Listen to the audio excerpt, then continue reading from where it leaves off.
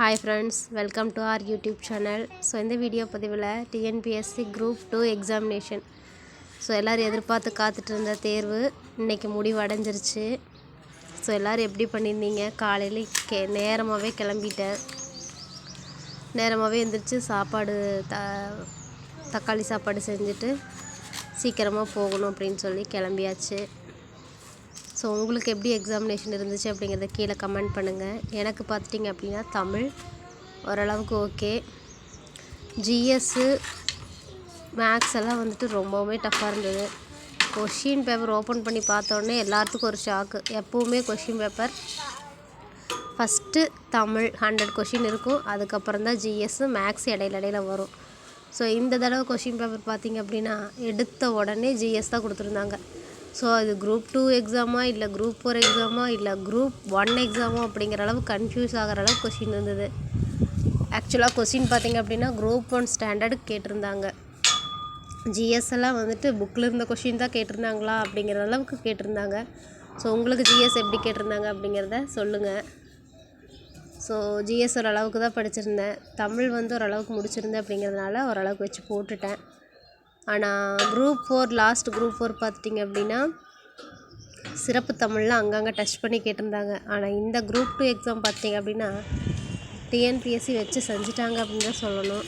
So எல்லோரும் ஈஸியாக போடுற மாதிரி கேட்டுட்டா என்ன எக்ஸாம், நாங்கள் கேட்குறோம் பாருங்கள் கொஷின் அப்படின்னு சொல்லிட்டு எல்லாம் 11th 12th பாதி 11th 12th சிறப்பு தமிழ்லேருந்து ஃபுல்லாக கேட்டிருந்தாங்க. ஸோ நல்லா படிச்சுட்டு ஈஸியாக 11th 12th ஒரு கொஷின் 2 கொஷின் கேட்டிருந்தா அப்படியே அட்டன் பண்ணினா ஈஸியாக கிளியர் ஆயிரும் அப்படின்னு சொல்லி நினச்சி தான் போயிருப்போம். ஆனால் அவங்க பார்த்திங்க அப்படின்னா டோட்டலாக ஃபுல்லாக டெப்த்தாக செஞ்சுட்டாங்க. ஸோ எனக்கும் உடம்பு சரியில்லை, எக்ஸாம் அட்டன் பண்ண வேண்டாம் அப்படிங்கிற ஒரு மோட்டிவில் தான் போனேன். ஸோ எக்ஸாம் அட்டன் பண்ண வேண்டாம் முடியல ரொம்ப அப்படின்னு சொல்லிட்டு, பட் இருந்தாலும் ஸோ ஒரு அட்டன் பண்ணி பார்க்கலாம் எப்படி இருக்குது கொஷின் பேப்பர் அப்படிங்கிறத பார்க்குறக்காக தான் போயிருந்தேன். ஸோ அட்டன் பண்ணவும் செஞ்சேன். ஆனால் ஓரளவுக்கு ஓகே என்னை பொறுத்த வரைக்கும். அப்படியே பார்த்துட்டிங்க அப்படின்னா எக்ஸாம் முடிச்சுட்டு ஹாஸ்பிட்டல் போய் ஒரு இன்ஜெக்ஷன் ஒன்று பண்ணிட்டு தான் வீட்டுக்கு வந்தேன். ஸோ இப்போவே வாய்ஸ் பார்த்துருப்பீங்க, ரொம்பவே பேச முடியல. ஸோ உங்களுக்கு எக்ஸாமினேஷன் எப்படி இருந்தது அப்படிங்கிறத கமெண்ட்டில் சொல்லுங்கள். அடுத்தடுத்த வீடியோ வந்துட்டு உங்களுக்கு அப்டேட் கொடுக்குறேன். ஸோ நம்ம நிறைய படிக்கணும். இதிலேருந்து என்ன தெரியுதுன்னா ஓரளவுக்கு படிச்சுட்டு போனால கிளியர் பண்ணவே முடியாது. டெப்த்தாக இறங்கி எந்த அளவுக்கு ப்ரிப்பேர் பண்ணுறோமோ அந்த அளவுக்கு வந்து கொஷின் ஸ்டாண்டர்ட் இன்க்ரீஸ் ஆகிட்டே தான் இருக்குது. ஸோ பழைய கொஷின் பேப்பரெல்லாம் எடுத்து பார்த்தா ரொம்ப சிம்பிளாக கேட்டிருக்காங்க. இப்போ வரக்கூடிய கொஷின்ஸ் எல்லாம் ரொம்பவே ட்விஸ்ட் பண்ணி தான் கேட்குறாங்க. ஸோ இதுதான் ஆன்சரா அப்படிங்கிறத தெரிஞ்சுக்க முடியாத அளவுக்கு தான் கொஷின் பேப்பர் இருக்குது. ஸோ எனக்கு தெரிஞ்ச அளவுக்கு பண்ணியிருக்கேன். என்னோடய ஹஸ்பண்ட் நல்லா பண்ணியிருக்காங்க. மேக்ஸ் வந்துட்டு அவர் நல்லா போடுவார்.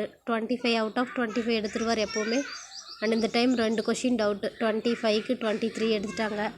பட் தமிழும் ஜிஎஸ்ஸும் ஆன்சர் கீ பார்க்குறதுக்கு கஷ்டமாக இருக்குது, பயமாக இருக்குதுன்னு சொல்லிட்டு அவங்க பார்க்கல. ஸோ எந்த அளவுக்கு கை கொடுக்குதுன்னு தெரில.